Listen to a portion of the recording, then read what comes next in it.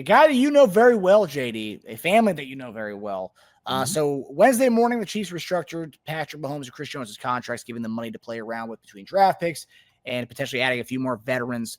The Chiefs signed Hollywood Brown, but with Rice likely suspended for the first few weeks of the season, that leaves the wide receiver room pretty thin, especially with Hopkins going to Baltimore and Justin Watson going to the Houston Texans. There are a lot of vacancies in the wide receiver room, as we mentioned that there was going to happen going into this offseason. Have to imagine Nico Remigio will get an elevated role on the offense next year, but as far as having a veteran presence in that room, there's kind of a void there, JD. So last week, I took to Twitter and tried to personally recruit son of your former teammate, Kevin Lockett, Kansas State, to bring Tyler Lockett to Kansas City. And Tyler Lockett, I'll put it up here right now. Tyler, so this is what I put out there. And then, I had a lot of Chief fans liked it, retweeted it. I took Tyler's face and put him on a Chiefs player with the team issue turtleneck, JD. And I had photos of both of them from Kansas State. You see the family resemblance right there. So I post that. Then about an hour later, JD, I get this notification. Tyler Lockett liked your post. Now, last year when I did this, Tyler Lockett, I tried doing this last year. Tyler Lockett didn't like it at all. I think he soon after I posted something kind of like this, he restructured his contract and stayed in Seattle. But his father, Kevin, actually liked the post last year. So I was like, ooh, maybe we got something going here. And Tyler likes it this year. Kevin also liked it a few moments later. But JD, you talk about the family. It's more fun or anything else. But talk about the family aspect of it. Tyler obviously went to Kansas State. His dad played for the Kansas City Chiefs. I also found this out as well. Tyler's little brother, Sterling Lockett, is a junior at Kansas State currently. So again, coming to Kansas City, being able to go watch your brother play, being at the same team that your dad played, I think there's something there, especially with the veteran void that we have in the room here. What do you make of just the possibility of adding Tyler Lockett? How would he fit into the Andy Reid scheme? And just the overall kind of like fitting of having Lockett come home to Kansas City. What do you make of that potential? I mean, I love it. I do. I love it. I know it makes the family happy. A beautiful family. The Lockett family is a beautiful family. Wonderful, wonderful people. And so I know, man, I played with Kevin. We're still friends, man. We talk often, texting and whatnot. So I was going to surprise him. I was going to try to call him and see what he was going to say. And you probably like, nah, JD, don't have me on there. But look, Tyler is, when I'm telling you, we're talking about Justin Reid and his leadership and being a pro and stuff. I mean, this is who Tyler is on every bit of it, the same, if not more. And this is home for him. It really is.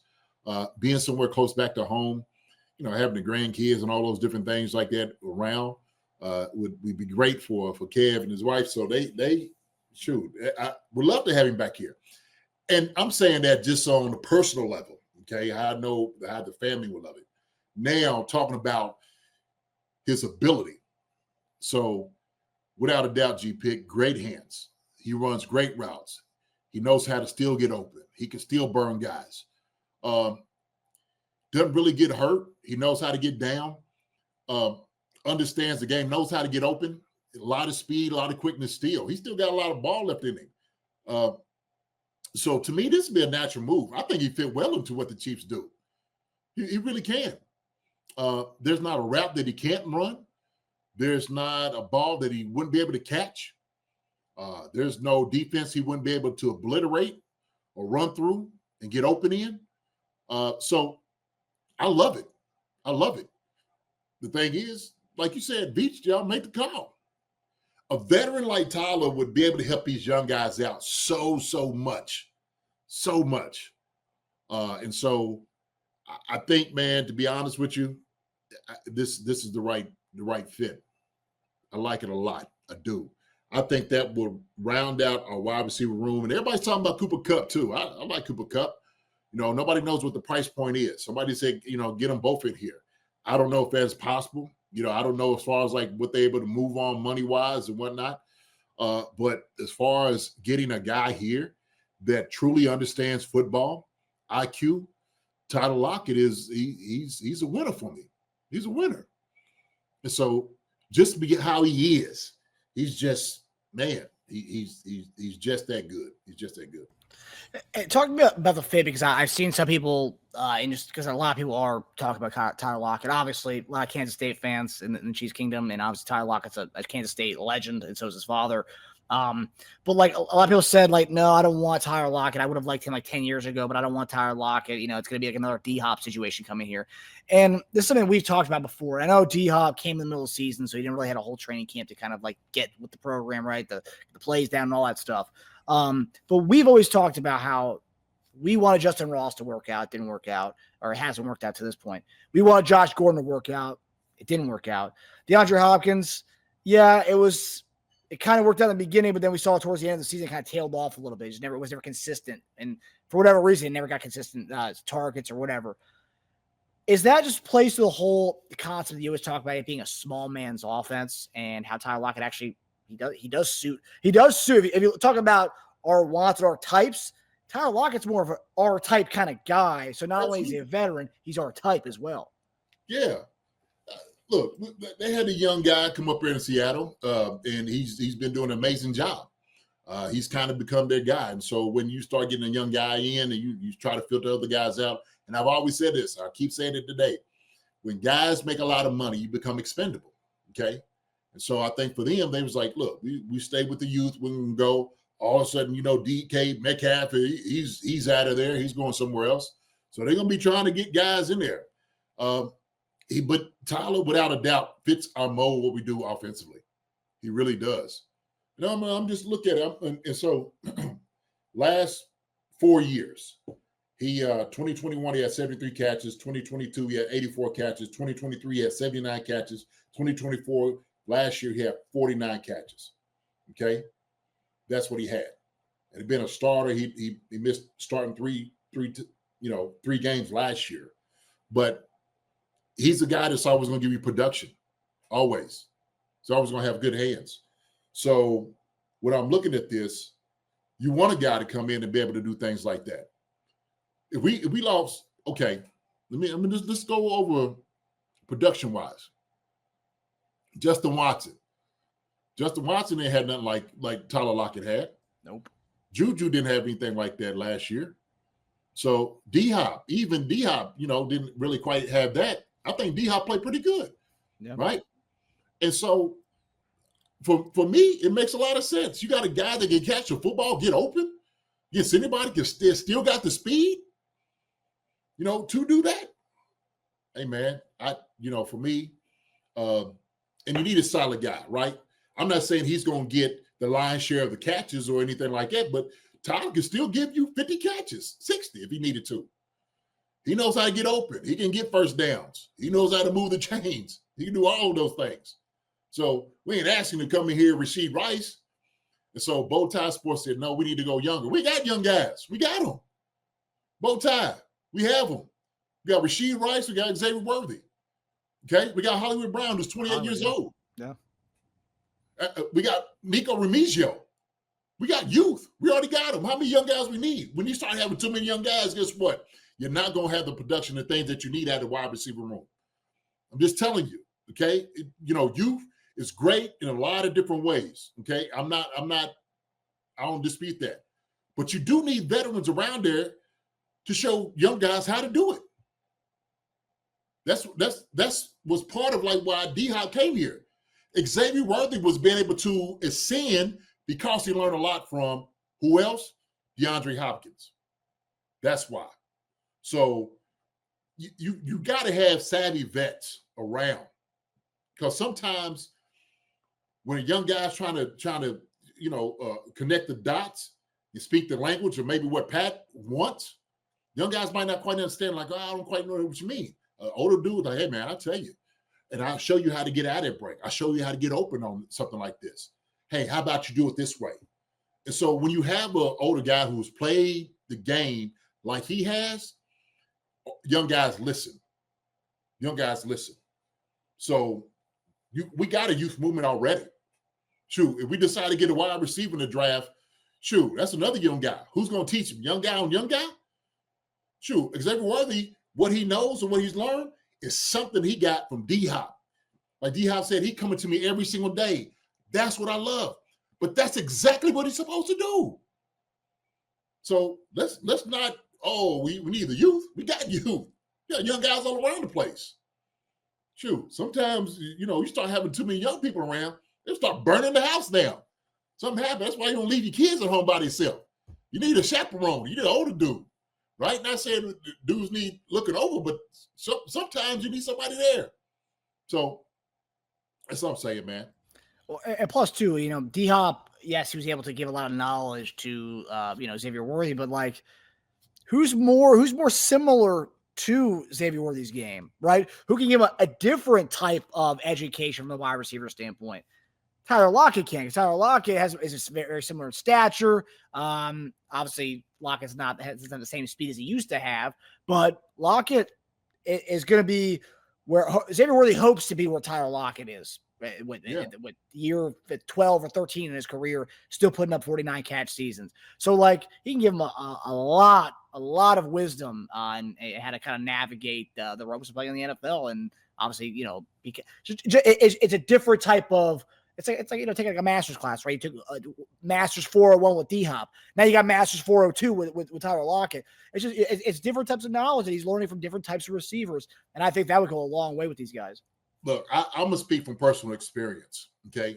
When I got drafted, the two guys I had ahead of me was a guy that had been there 10 years and the guy that had been there 13. And I learned a ton from them on how to be a professional. How do you go against certain defensive guys? How to get open, the whole scheme of things. Like when I'm telling you things that you can't even put a price tag on, like what you said, that alone made the contract worth every penny. She's talking about D-Hop. Absolutely. Absolutely.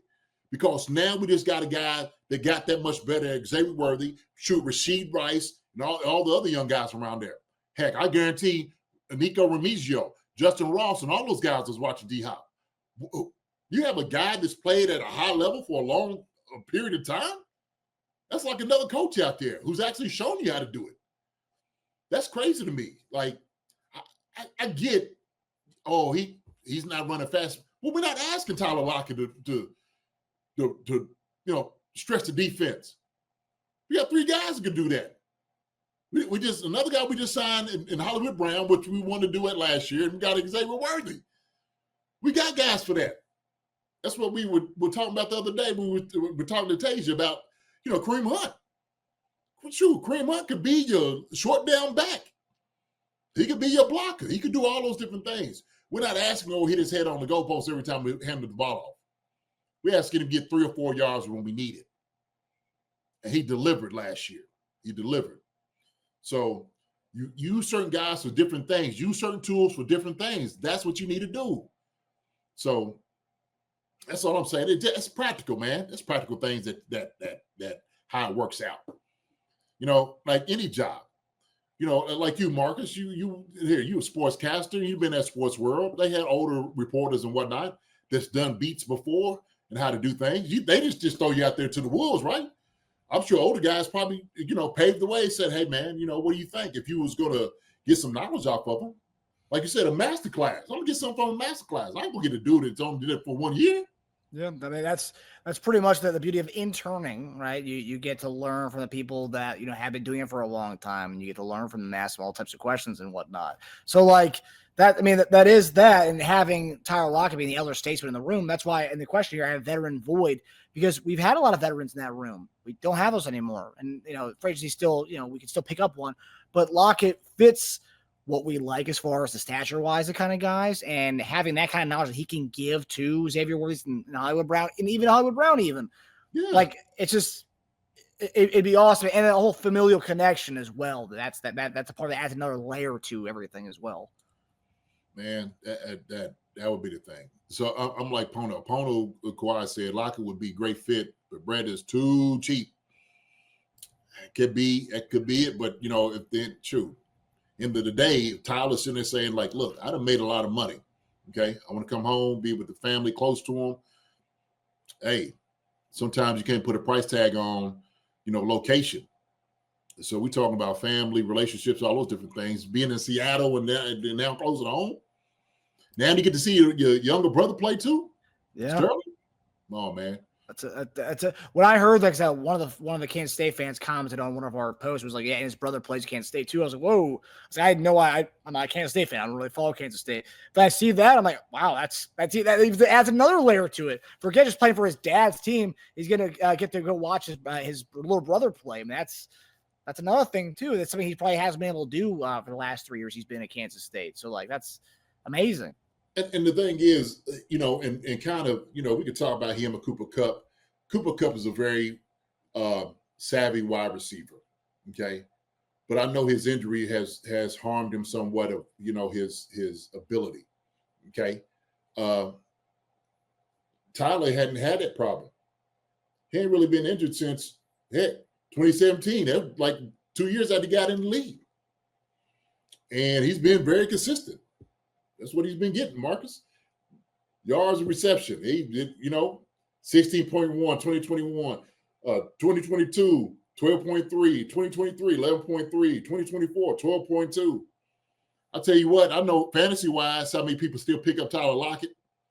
I know Joker they still pick him up. There's a reason. I mean, he had a pretty good floor. I mean, it was always like a worst case, you're going to get a 7 or 8 from Tyler Lockett. Worst case. Yeah, always, man. Yeah. So you mentioned Lockett's stats last year, which is kind of a low for him. But even that's a low for him being number 3 in that offense. Like you mentioned, what was this? It was 49 for what, JD? 49 for what? What's that? 49. Yeah, 49 for 600. 49 for 600. Okay, yeah, so two tubs. Okay, so D-Hop was our number 1 last year for, number 1, number 2. D-Hop, for the time he was in Kansas City, he had 41 for 437, 4 touchdowns last year. Justin Watson, 22 for 289, 2 touchdowns. Juju, 18 for 231, 2 touchdowns last year. So, he would have been maybe one of our top guys last year. Yeah. Knows how to get open. Great hands, know how to get open. Appreciate Kev. Thank you, sir. Appreciate you, brother. Appreciate you, brother. Yeah. So, Alder Brown says people just say K-State. Other non-Western guys say Kansas State. See Alder Brown. I know you say K-State here in Kentucky. So we have Kentucky State. UK. We don't ever say K-State. Some people say K-State. We know we're talking Kentucky State University, where I actually coached. So. I don't know. So I think we kind of know it. Kansas State. Kansas State, yeah. K-State, Kansas Only State. Midwest people say Kansas State. Only 9 Midwest people. I got it's like when people say USC, like I think about University of Southern California, but a lot of people say the Gamecocks at USC. So it's that's why you guys say SoCal or South Carolina. Yeah, Randy calling in Kansas, we call it K-State. Yeah, we're not in Kansas. We're not Midwesterners. K-State, you talk about my K-State here in the state of Kentucky. So, but yeah, I mean, that's the one thing too. It's kind of a silly narrative. It's like, oh, we need to get younger. We need to get younger. Our top guys are young. Young guys all around the place. It's a veteran we don't have. That's where we need to get. So it's we don't need to get younger anymore. That's why we're not drafting receivers in rounds 1 or 2 anymore. We're not drafting receivers in rounds 1 and 2. We don't need it. We got young guys. Yeah. Randy Collins said, I went to K-State. I got you. By all means, K-State to you then, brother. You and Alder Brown, everybody else is out there. So Pono's coming at you, JD. Brett needs to focus on large school athletes in the draft this time. Top tier talent coming out of small colleges is like finding a diamond in the rough. The competition level is a different animal. JD, so you came out of a small school. What do you got to say about that? I mean, at the end of the day, talent is talent. Pono, 4-3 is 4-3 all day long. If you got hands to catch, you can catch.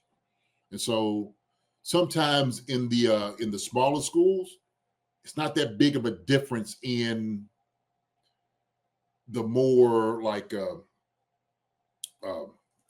smaller areas, athletic, positions, skill positions. Like I said, like you find a dude that probably could have went to K-State, could have been somewhere and didn't.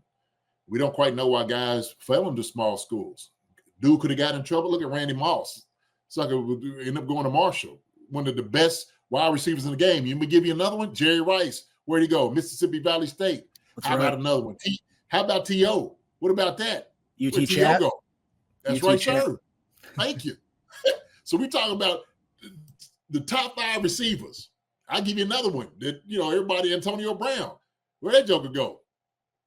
Where, Central Michigan or Western Michigan? One of those smaller schools. I'm just saying. Yeah. I'm just making a point. My point is your top 5 receivers of all time all went to small. Most of them went to small schools. So, just that, especially like in the skill set, skill wise. Hey, right. Yeah. So I don't. When it comes to the competition, I think sometimes linemen are a little bit different. That's where you see a lot of the difference right there, right? And so that's why some linemen that you may have. That's why we're talking about, like even with King Suma. So I might tell you at BYU, some of the competition he's going against. Okay. Some linemen you might want to go to the SEC schools or some of the, Michigan and all those guys, Big Ten. But I don't mind it. If a guy can play, man, the scouts will find you. They will find you. So, yeah, tape don't lie. Tape don't lie. Mm-hmm. But there's a reason large schools didn't recruit the 4-3 athlete. Those are very small percentages, though. Like I said, we don't quite know, and Pono. Some guys could just be, late bloomers. That's all I'm saying. I went to college at 17 years old. So a lot of different things. Central Michigan, that's right, where AB went, Central Michigan. So sometimes you don't know what a guy's going to turn into. I see a lot of guys go to big schools and they don't turn into nothing.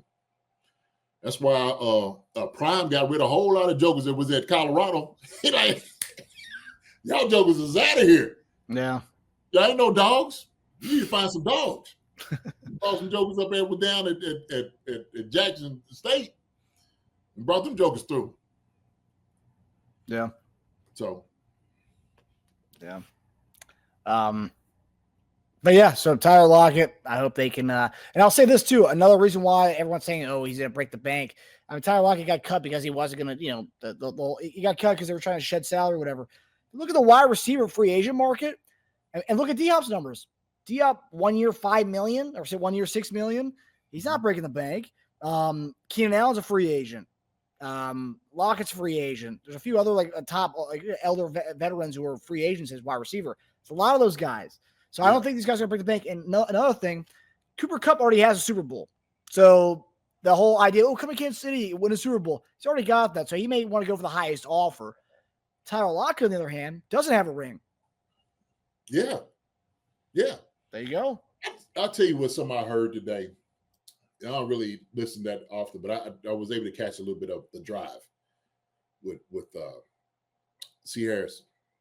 Oh, yeah. And he was talking about, the D-Hop thing, and I was just like, yo, cut that out, man.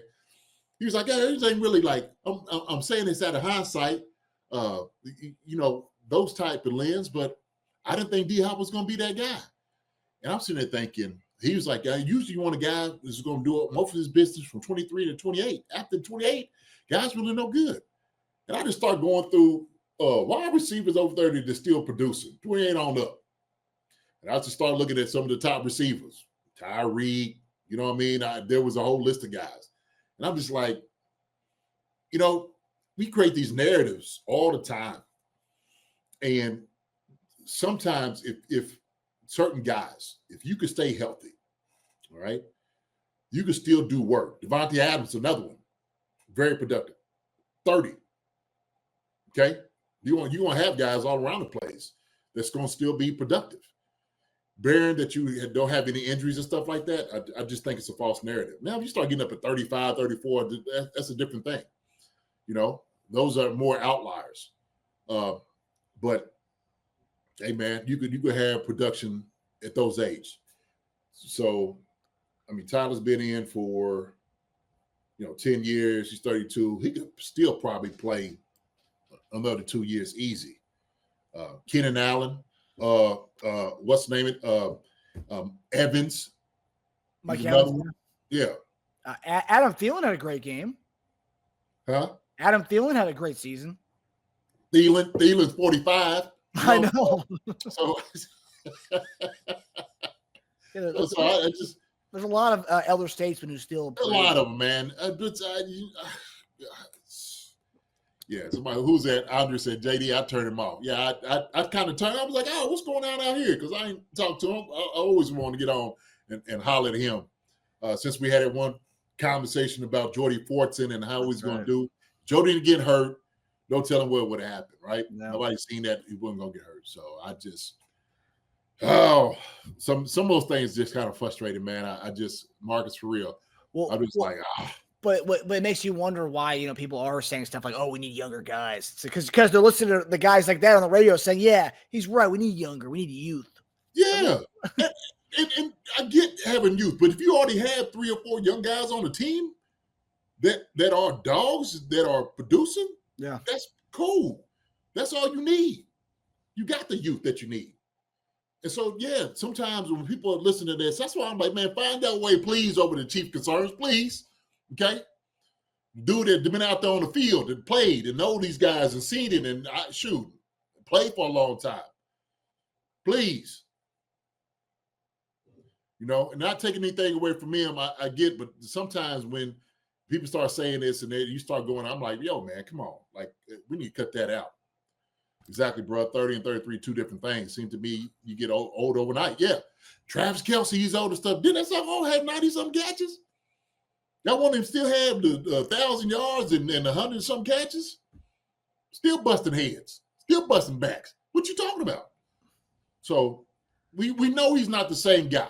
We're not saying that. We're not saying they're not the same dude. But if you still peaking, you still out there doing damage, still giving them speed knots. Come on, man. Cut it out. Kevin Morris says, wait till you hit 65. Now, that's a different animal. I hear you. Hey, Kev, I guarantee you still good at some point, baby. I guarantee you at 65. If you need to still swing a couple of good licks, I know you do it. I'm sure you still got some post moves. You play some pick up b-ball. Hey, listen, I tell you this. My brother told me this. He said, look, JD, he said, hey, I'm over here and I'm an old guy. My brother's 70-some years old. He said, look, I don't have the same win I used to have when I was younger. And I tell somebody, say, man, look, if I got in a fight with a young dude, he said, I ain't going to last no more than, about a minute, 30 minutes or 30 seconds or a minute. He said, but I tell you what, that 30 minutes to that minute is going to be the worst minute of your life. That's going to be the worst minute of your life. And I knew exactly what he was talking about. And I'm just like, I knew he would give him hell, absolute hell for that minute or that 30 seconds. No doubt about it. So, what they talk about when they say grown man strength. That's the kind of stuff they're talking about right there. That's right. You better not try it. Well, go on, keep trying. These older people think, oh yeah, you're older. Let them get a hold of you. Okay, let them get a hold of you. Next, I know you. It don't take long to choke a joker out. It don't take long. Sure. I remember when I was younger, my brother kind of messing with him a little bit. Man, he hit me in my back. He about 20 years older than me. Hit me in my back. I was like, oh, Lord. I was like, oh. Big, heavy hand. It felt like a daggone 2x4. Wow. I was like, okay, I ain't going to play with Big Brother too many times. Oh, that's hilarious. Yeah. But I knew he was just like, I ain't going to let you just get on me and just grab me, bro. And of course, he just playing the stuff. But yeah, you don't play with old men like that. No. She's an FAFO. Yes, sir. Best advice to give someone, never mess with the old dude with a veteran hat on, no matter how old he is. That's right. Yes, sir. Yeah. He got to move or something. Fish hooky or something. He got something for you. He's coming back from now with something, boy. You better watch out. Yeah, he's got some old tricks he's learned in the Navy. Yes, sir. Yes, sir. Hi, everybody. Thanks for watching. Subscribe here to get the latest from the show. Also, be sure to check out the best clips from Chief Concerns. And if you prefer to listen to the show, subscribe and follow us on Apple Podcasts, Spotify, and anywhere else you get your podcasts.